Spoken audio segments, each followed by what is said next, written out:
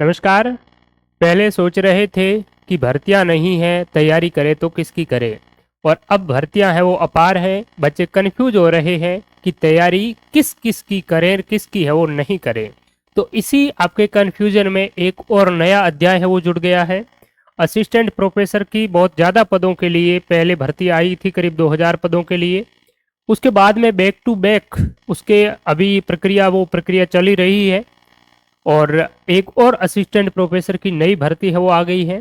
तो आरपीएससी के द्वारा स्कूल लेक्चरर की वैकेंसी, सेकंड ग्रेड वरिष्ठ अध्यापक की जो वैकेंसी है वो भी है, वो नोटिफिकेशन जारी हो गया। और अब back to back assistant professor की भी भर्ती है वो आ गई है। इस बार पद जो है वो 575 है, क्योंकि ये अभी पहले वाली है, जस्ट अभी ही निकली है, एक साल पहले की ही है। तो इसीलिए इसमें जो पोस्ट है वो आपकी ठीक ठाक ही है।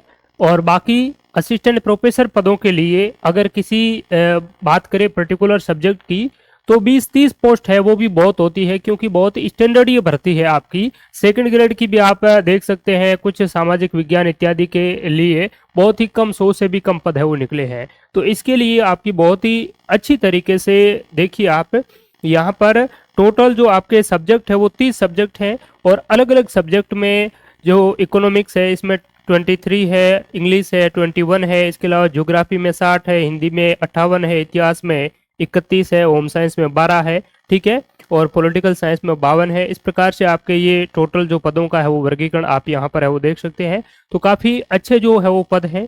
इसके अलावा शैक्षणिक योग्यता, आयु में छूट इत्यादि जो प्रावधान है वो जो है वो इस विज्ञापन में इन्होंने नहीं बताया है। इसके लिए ये अलग से प्रत्यक्ष विज्ञापन जारी करेंगे। और इस बार एक बात महत्वपूर्ण ये भी है कि फिलहाल जो है वो सरकार का जो 1 साल है वो पूरा होने जा रहा है।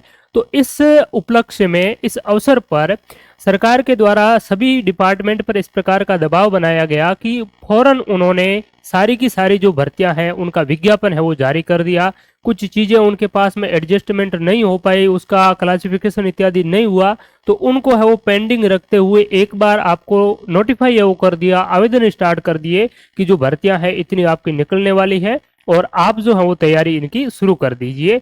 राजस्थान कर्मचारी चयन बोर्ड ने लगभग 70-80 हजार पदों पर भर्तियों का विज्ञापन है वो जारी किया है। अलग अलग 4th ग्रेड से लेकर के आपकी 3600 ग्रेड पे तक की जो आपकी है वो वैकेंसीज है, ठीक है। और ये L10 की बहुत ही बेहतरीन शानदार जो भर्ती है असिस्टेंट प्रोफेसर की। तो इसके लिए अगर हम बात करें तो यहाँ पर इसका देखिए शैक्षणिक अहर्ता क्या है। तो शैक्षणिक अहर्ता संबंधी यहाँ पर डिटेल में बात नहीं कही गई है, लेकिन इसके लिए मैं बता देता हूँ कि क्या योग्यता चाहिए। ज़्यादातर जो अभ्यर्थी है इसकी तैयारी कर रहे हैं उनको तो पता ही है, ठीक है। जो नए हैं तो उनके लिए इस भर्ती परीक्षा के लिए बीएड की जरूरत नहीं है। पहली बात तो ये है, आप ग्रेजुएशन किया हुआ है, पोस्ट ग्रेजुएट है, ठीक है। ग्रेजुएशन उसके बाद में आपके एमए या एमएससी होनी चाहिए, यानी कि पोस्ट ग्रेजुएशन होना चाहिए। जिस ये जो सब्जेक्ट दिए गए हैं इसमें से किसी सब्जेक्ट में आपने पीजी कर रखा है, यानी कि एमए एमएससी इत्यादि कर रखा है। इसके साथ साथ में आपको क्या चाहिए होगी, नेट है वो क्लियर हुई होनी चाहिए। अगर राजस्थान से है तो सेट का एग्जाम आपका क्लियर किया हुआ है तो चलेगा, और राजस्थान से बाहर के है या फिर राजस्थान के भी है और नेट किया है तो नेट पूरे ऑल इंडिया में है वो चलता है। तो नेट का एग्जाम आपने अगर क्लियर किया है तो आप इसके लिए आवेदन है वो कर सकते हैं। और अगर नेट आपने नहीं भी किया है तो भी आप इसके लिए आवेदन कर सकते हैं। और इसमें भी आपका पीजी कंप्लीट नहीं हुआ है तो भी आप इसके लिए आवेदन कर सकते हैं। लेकिन आप इसमें क्या है, इसके अंतिम वर्ष में अध्ययनरत है वो होने चाहिए। आपकी ये जो है पीजी है वो चल रहा हुआ होना चाहिए। और नेट के लिए भी आप जो आवेदन है इस आवेदन के बाद में भी है वो कर सकते हैं। अभी जनवरी में जो नेट है वो आपका होने वाला है, तो उसमें आप नेट है वो क्लियर कर सकते हैं। और जब आपका इस भर्ती परीक्षा के इंटरव्यू स्टार्ट होगा, महत्वपूर्ण बात क्या है, जैसे हरियाणा असिस्टेंट प्रोफेसर के देने जा रहे हैं आप, तो उसमें जब से ऑनलाइन आवेदन भरे जाते हैं उस ऑनलाइन आवेदन की लास्ट डेट तक आपकी पूरी क्वालिफिकेशन है वो फुलफिल होनी चाहिए। और इसमें महत्वपूर्ण बात क्या है कि आपकी पूरी क्वालिफिकेशन है, इसके जब इंटरव्यू स्टार्ट होंगे, यानी कि जो आपका प्रारंभिक जो परीक्षा, लिखित परीक्षा है जिसके 3 पेपर होते हैं, 2 पेपर आपके सब्जेक्ट के होंगे और एक जो पेपर है वो जनरल स्टडीज का होगा। वो 3 जो पेपर होंगे और 3 पेपर होने के बाद में आपका रिजल्ट है वो निकाला जाएगा। और रिजल्ट में आपको एक स्टिपुलेटेड जो लिमिट है उस अभ्यर्थियों को है वो इंटरव्यू के लिए बुलाया जाएगा।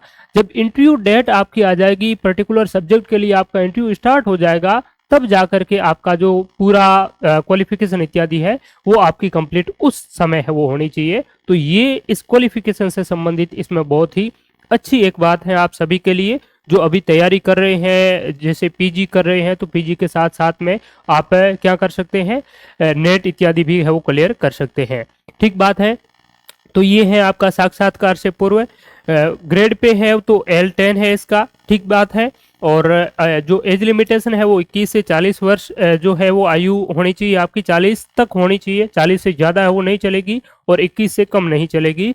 इसका कैलकुलेशन है 1 जुलाई 2025 को है वो किया हुआ होना चाहिए, ये ध्यान रखना मोस्टली, क्योंकि अभी फिलहाल कुछ आरपीएससी कर्मचारी चयन बोर्ड की वैकेंसी हुई उसमें 1 जनवरी 2026 से आयु का है वो कैलकुलेशन किया गया था। ये आपकी कॉलेज शिक्षा की है, इसलिए इसमें जो शिक्षा का जो सत्र चल रहा होता है मेनली जुलाई से होता है, तो इसलिए 1 जुलाई 2025 को इसकी है वो आयु सीमा है वो काउंट की जा रही है। इसके अलावा चूंकि ये तो हर साल अभी हो रही है तो कोई 2 साल का इसमें गैप नहीं हुआ है, इसलिए ऊपरी आयु सीमा में कोई छूट नहीं है। कैटेगरी वाइज अलग अलग आयु वर्ग में है वो SC ST OBC इत्यादि को ऊपरी आयु सीमा में कुछ यहाँ पर रिलैक्सेशन आपको हो देखने को मिल जाएगा। दूसरी बात है परीक्षा कब होगी, तो परीक्षा जो है वो आपकी अभी तक इन्होंने डेट डिसाइड नहीं की है, लेकिन जो कैलेंडर अभी तक का जो जारी हुआ है वो अक्टूबर 2025 तक का है वो जारी हो चुका है कैलेंडर। तो उस कैलेंडर की अगर बात करें तो उस कैलेंडर में कहीं भी इनको या तो अक्टूबर से पहले वो आयोजित करवाई जा सकती है या फिर अक्टूबर के बाद में भी ये आयोजित है वो करवाई जा सकती है, वो आरपीएससी पर डिपेंड करता है। ठीक है। और लगभग आप मान करके चलिए कि आपको लगभग 8-10 महीने का तो समय है वो डेफिनेटली इस भर्ती के लिए मिल जाएगा। परीक्षा योजना और पाठ्यक्रम की अगर हम बात करें तो इसमें आपके 3 पेपर है वो होते हैं, लास्ट में स्कीम दी हुई है वो हम देखेंगे। ऑनलाइन आवेदन आप अगर करना चाहे तो 12 जनवरी 2025 से 10 फरवरी 2025 रात्रि 12 बजे तक, मध्य रात्रि तक आप ऑनलाइन आवेदन है वो कर सकेंगे। दूसरी बात है ऑनलाइन आवेदन की प्रक्रिया अगर आप बाहरी स्टेट से हैं तो sso.rajasthan.gov. ये जो पोर्टल है राज्य सरकार का, इस पर आपको वो लॉगिन करना होगा, अकाउंट क्रिएट करना होगा, 1 टाइम रजिस्ट्रेशन करना होगा, उसके बाद में आप जो फॉर्म है वो फिल कर पाएंगे। ठीक बात है। इसके अलावा बात करें तो जो समस्त दस्तावेज इत्यादि है वो आप अच्छी तरीके से आपको तैयार करना ही है, जो जो जरूरी है वो इसमें दिया हुआ है। दूसरी है एग्जाम का स्कीम जो क्या रहेगी आपका, तो ये जो एग्जाम है वो 2 फेज में होगा। एक तो रिटन एग्जामिनेशन होगा जिसमें 3 पेपर होंगे और उसके बाद में आपका इंटरव्यू है वो टेस्ट होगा, साक्षात्कार होगा। तो आपका जो रिटन एग्जाम है इसमें अगर बात करें 2 पेपर है वो आपके संबंधित सब्जेक्ट्स के होंगे। मान लिया आप पॉलिटिकल साइंस से वो दे रहे हैं तो 2 पेपर पॉलिटिकल साइंस के ही होंगे। ठीक है। और अगर किसी हिंदी से दे रहे हैं तो 2 पेपर हिंदी विषय के होंगे। ठीक बात है। तो इसमें जो पेपर होते हैं सब्जेक्ट के तो उसमें 75 मार्क्स का है वो पेपर होता है, 150 क्वेश्चन है वो इसमें पूछे जाते हैं। ठीक बात है। और दोनों पेपर है वो 150 के है वो होते हैं। जो थर्ड पेपर होता है जनरल स्टडीज का, जिसमें राजस्थान का लगभग 20 क्वेश्चन है वो रहते हैं। 20 राजस्थान की पॉलिटी, 20 राजस्थान की history art and culture, 20 Rajasthan geography, 20 Rajasthan की इकोनॉमिक्स, इस प्रकार से 20 राजस्थान का करंट अफेयर्स। तो ये आपका इसका रेशियो है वो रहता है। ठीक है। तो ये आपके 100 प्रश्न पूछे जाएंगे, 50 अंकों के होंगे। तो इस प्रकार से आपका जो ये पेपर है 150 और 200 मार्क्स का है वो 2-3 जो पेपर है वो रिटन एग्जाम होगा। और इसके बाद में आपका जो इंटरव्यू है रिटन एग्जाम के बाद में इंटरव्यू के लिए है वो आपको 3 गुना अभ्यर्थियों को वो इंटरव्यू के लिए बुलाया जाएगा। और इसमें आपके हैं वो 24 मार्क्स जो है वो इंटरव्यू का रहने वाला है, यानी कि कुल मिलाकर के आपका फाइनल जो सिलेक्शन है वो 224 मार्क्स के आधार पर है वो होगा। ठीक बात है। और दूसरी बात है कि सिलेबस इत्यादि की अगर हम बात करें तो सिलेबस अलग अलग पेपरों के लिए जो पहले वाला जो सिलेबस दिया हुआ है कि अभी 21 वाला, उसको आप फॉलो करिए, वही सिलेबस है वो रहने वाला है। कोई विशेष इसमें सिलेबस में किसी भी प्रकार का कोई चेंजेस नहीं होने वाला है।